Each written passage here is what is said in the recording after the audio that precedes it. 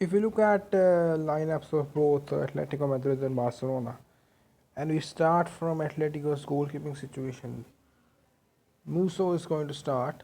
Joan Musso is going to start, but from what I've heard is Oblak is back, but he's just had one training session, and it is a choice for Diego Simeone whether he wants to start Oblak, get that experience in, or he wants to carry on with John Musso. On the other hand, I think here they have Pubil, who is suspended with too many yellow cards. He's accumulated too many yellow cards. Hanko is doubtful with ankle injury. Jimenez is out with muscle injury, doubtful. So Normand and Longley are going to start. Longley is a man with errors, filled with errors. Former Barcelona player, had errors at Barcelona as well. And if we go to the midfield, Simeone is there, the man who is going to threaten Barcelona's high line with the off the ball runs the most. And he's been the most successful alongside Julian Alvarez in that regard. Getting past that high line and the timely pass, and then the timely pass is required from whoever has the ball. But most importantly, the two midfielders they have in Llorente and Koke.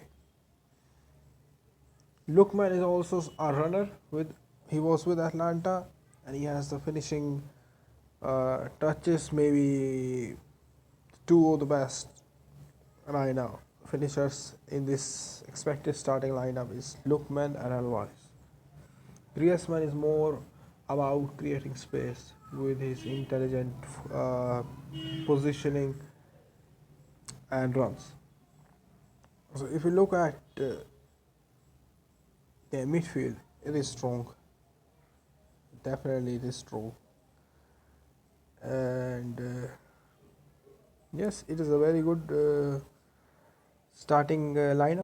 Now let's see about the overall tactical balance and clash of these two giants here.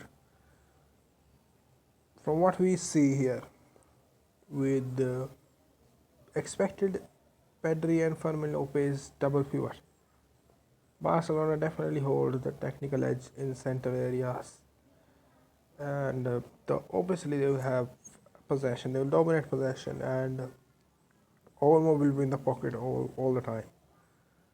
But if you see Atletico's midfield four, there is Koke, the experienced guy, and Marcus Llorente. Llorente is a guy who is very industrious in nature, and he will absorb the pressure and the space between the lines. Llorente is instructed to shrink that space. For Barcelona, all the creative burden falls heavily on Lamine Yamal because Rafinha is not there, which is the biggest factor in why I did an Atletico 4-2 win in this leg. He will constantly look to beat his man one-on-one, one versus one on the right, while Rashford, if he starts, he may start. He will provide the vertical threat from the left. Molina will be placed right in Atletico Madrid's defense. You will not see him overlapping. It is because there is Rashford's vertical threat, so you have to neutralize the threat from the left. Let's see about what Atletico is all about. The threat is the burden of their offensive strength falls right on Griezmann and Alvarez. Lookman and Simeone on the flanks will go for the transitions because of their pace and directness they have, as I told you. Cancelo is a guy for Barcelona who usually pushes high and tries to create from higher areas in attacking third. Then Lookman on his side has the pace and dribbling quality to punish the space left behind by Cancelo. And just like that, um, Barcelona's shape often shifts into 3-box-3 with the right back tucking in, you know, to create a third centre back, tucking in, here the third centre back, the left back then goes up, as we've already told you. This third centre back thing is to stop the threat of Alvarez and his runs into the channels. And how the game will be decided, if you think about it, it is Norman and Longley. They have a responsibility to handle Lewandowski's movement. He drops deep to create the space for Olmo and Yamal to go into the scoring positions. But if Atletico can maintain their 4-4-2 block and force Barcelona into wide and we must say low quality crosses, they can utilize the work rate of Griezmann, the link of play, and launch Alvarez into 1v1 situations against Gerard Martin or Eric Garcia or Araujo if he starts. If we see this game is a battle of Barcelona's intricate positional play and how much efficient Atletico is with their physical resilience in the defensive third as well. So this is how tactically this game is going to pan out.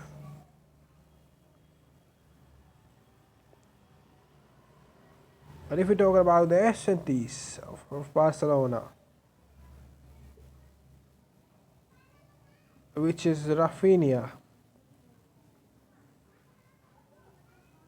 as I've told you before, Barcelona's press synchronization and win rate drops when Rafinha is not there. Their win rate drops to 58% from whatever it is, 78, 80, whatever it is with Hans Flick. Win percentage with Rafinha is 85.2 around. Without him, it's 58.3. It drops by nearly 27%. And they've lost 6 games. 5 of them were without Rafinha. Goals conceded double. Goals scored is basically the same, but goals conceded doubles, which changes results obviously. Record with Rafinha is 23 wins, 2 draws, 2 defeats. Without him, it's 7, 1, 4 or 5. Now, if we talk about the press synchronization that we were talking about, if we see that in detail, he is the primary trigger for Flick's highlight. He is responsible for jumping onto the opposition's fullback to force play inwards. And if we see, without his intensity, the front line's pressure becomes uncoordinated allowing opponents to bypass the first phase of the press more easily. If Atletico do that, they are free to put long balls over the high line for Alvarez off the ball runs. You have Lookman with off the ball runs. You have Simeone with off the ball runs. Griezmann dropping deep to receive it in zone 14 and then launches runners. At times, even the midfield would try. Marcus Llorente usually in the past has plays at in those wide areas, so he also knows how to make those runs and on time while we're at. And Rafinha on the right, he also provides defensive coverage that allows the midfield like Pedri, Casado to stay compact. And in his absence, the team often becomes narrower and more what do we say? Susceptible to quick transitions. As you see, they have 4 or 5 defeats without him. This becomes a situation where the high defensive line has to retreat under pressure rather as squeeze the play and allow their attackers to do what they want close to the goal. And as you see, 0.9 goals conceded per game jumps to 1.8 without him. That the high line. This means that the high line is far more exposed when the front line pressure isn't synchronized. As I told you, even for the 2-1 I did in the first leg. So that was another defeat without him, if you see. And he was also not present for the 4-0 loss to Atletico in the Copa del Rey first leg. And I think it's the second he returned. And he also was there for the 2-1 win away to Atletico that Barcelona recently had. So without Rafinha, he is the biggest player at Barcelona. We can say that. And we see he's out to hamstring injury now. Now it is a critical game for Barcelona, trying to put that 2-0 deficit out. The pressing rhythm is gone. They'll play a high line again. Rashford, who doesn't know how to press, is going to replace Rafinha, and Yamal is talking too much for someone who is not the primary face behind what Barcelona has achieved under Hansi Flick. On the ball, he is a demon, but it's off the ball where the high line requires work. And this is where Rafinha is the biggest face at Barcelona. Now that he's not there, it is another game where Atletico is going to score 4. And why they concede 2? It is because Lewandowski's physicality, Lenormand and Longley, they won't be able to handle it. From what we can see from these lineups, Enrique every time with his 4-3-3, total control, technical midfield, and the best thing about this game, that's why PSG beaten Liverpool at home and they will beat Liverpool away, is PSG uses rest defense, which is not expected of them. It is intelligent from Luis Enrique. Rest defense kills Liverpool's counter-attacking threat, and as we have seen, they have not been able to create much from open play. So basically, that's why Liverpool didn't have a shot on target and created nothing in the first leg. Now, away from home, you can say Liverpool scored 1, but PSG will score 1 more than you and win. And last time he did a back 3, back 5 in the first leg. to try and have a 0-0, 1-0, and then score 2-3 at home and qualify. That's what Slot thought. But it failed. Now 2-0 in the first leg, and any goal if PSG score, if they score first, you are out of the tie in that instant. If it's in the first minute, you are out of the tie in the first minute. For 89 minutes, you will just play. Okay. So now Slot is expected to go back to his 4-3-1, 4-3-3 hybrid. Uh, Words in the half spaces, Frimpong providing verticality from the right, as we talked about Rashford doing it for Barcelona. On the left, it is Frimpong doing it on the right, and Salah tucking in. Now, if we see the clashes, it's Van Dijk versus Kvaratskhelia. His ability, Kvara's ability to cut inside and create the chaos and the creative metal that he has, it is now a dilemma for Van Dijk if he wants to step out and let Desire Doué go into space and strike, or he wants to drop deep and defend short and have clearances from both Doué and Kvaratskhelia and all the PSG attackers. If Kvaratskhelia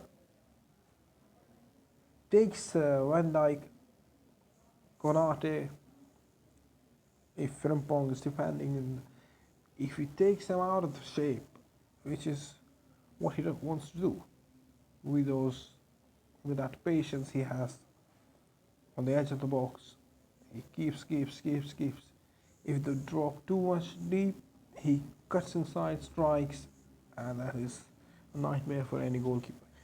If you come out, he creates space for others, for Desire Doué, for Dembele, even Hakimi goes into these areas these days.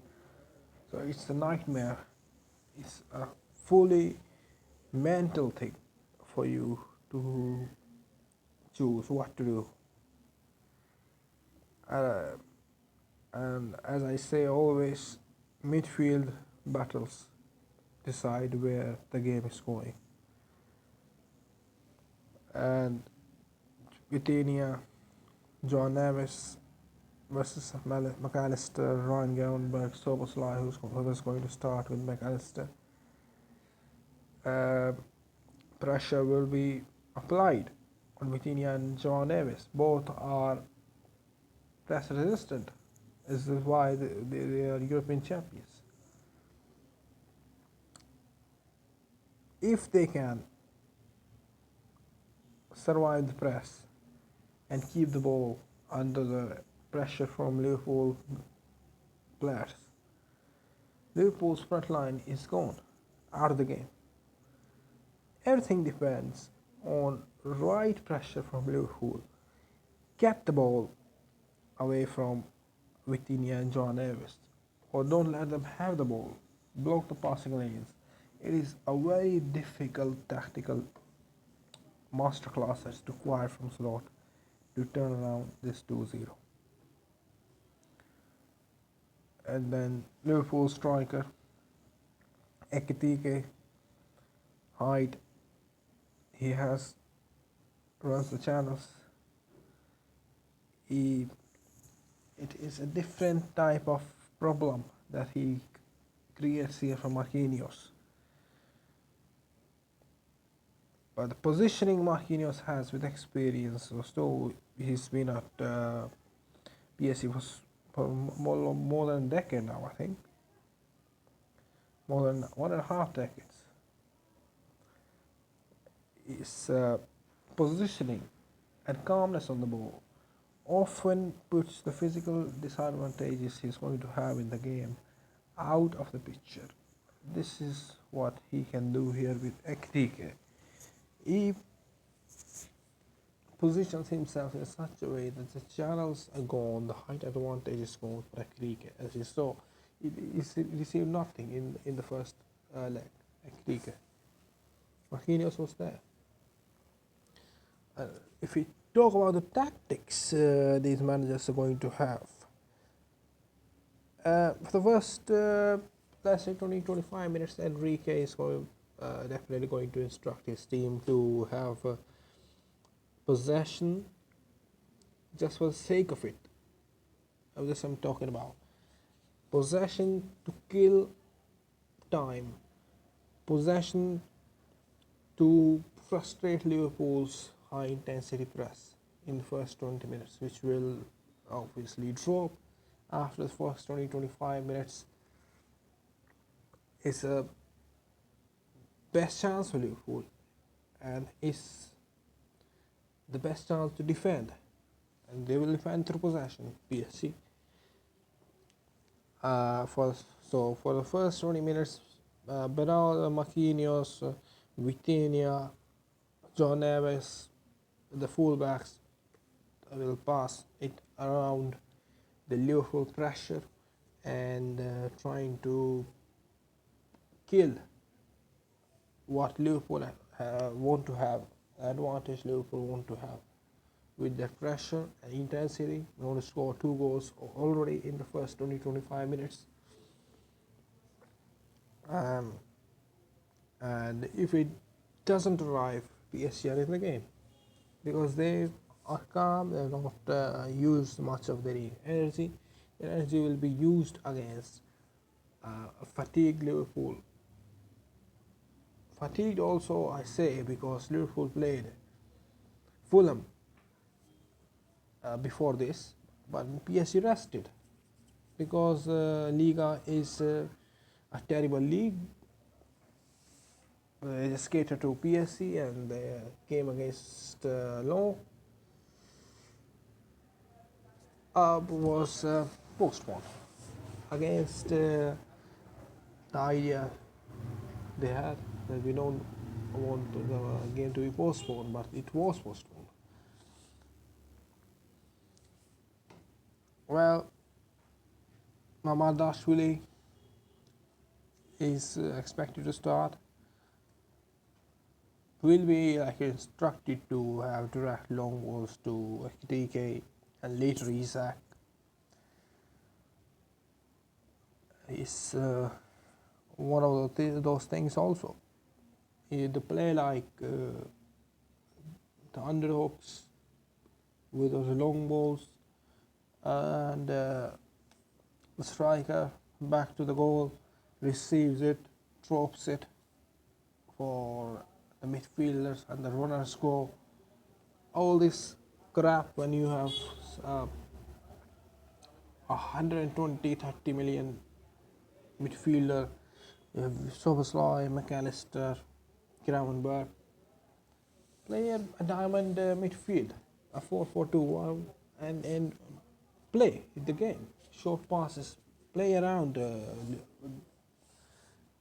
You also play around the pressure from PSG, but it's not going to happen. So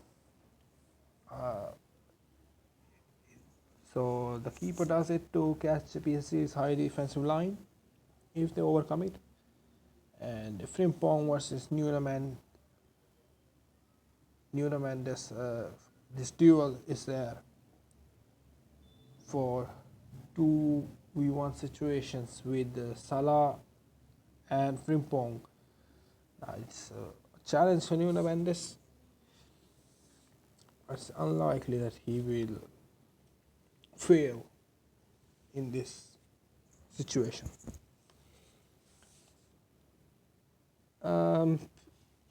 Also, one more thing to defend for Liverpool is the false line situation where there is no quick striker.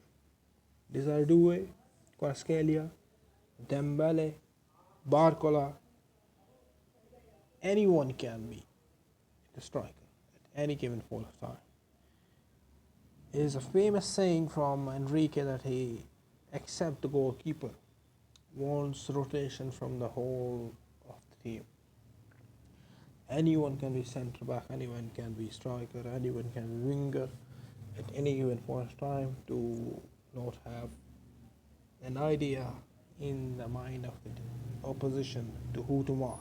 They don't know who is playing where. So this is another problem for Liverpool, where got Zaire Emery making those late third man runs in the box because you don't know who you're marking.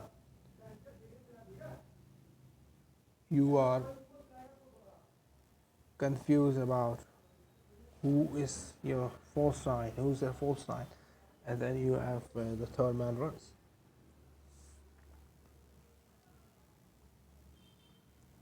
If we see now overall,